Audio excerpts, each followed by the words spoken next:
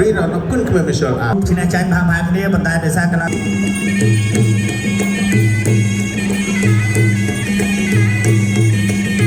បាទអូ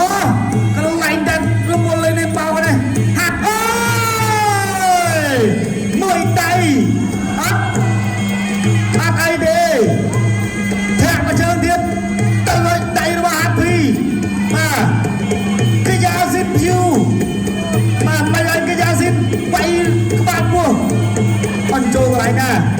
អត់ទាន់ដឹងទេហាត់ភីធាក់មួយដៃចាក់ជង្គង់ជួបគង់ហាត់ភីរញចេញចាក់តែមួយថែមទៀត 1 2 3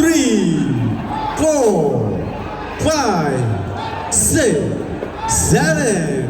8 9 10 Doctor បាទតាក់មួយចូលដល់ចូលដៃឆ្វេងបាទរបស់ហាតភីបាយចូលពោះទឹកមួយទៀតនៅនឹងបាទកវៀនតែម្ដាយស្នាមរបស់ហាតភីបាយចូលពោះទឹកពីកីឡាករមានមកកន្លែងនេះគាត់បាយហើយគាត់ទូលខ្លួនឯង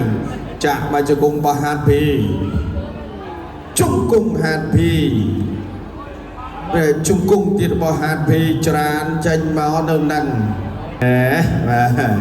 តោះកម្មការបច្ចេកទេសប្រកាសលទ្ធផលជាផ្លូវការតាមរយៈផ្ដួលដៃគូឥតសន្លប់ទៅក្នុងទឹកទី1ជ័យជំនះបានទៅលើបង្គោលក្រហមហាភីដល់អស់សាទរកីឡាករនៃប្រទេសជាតិកម្ពុជាហាភី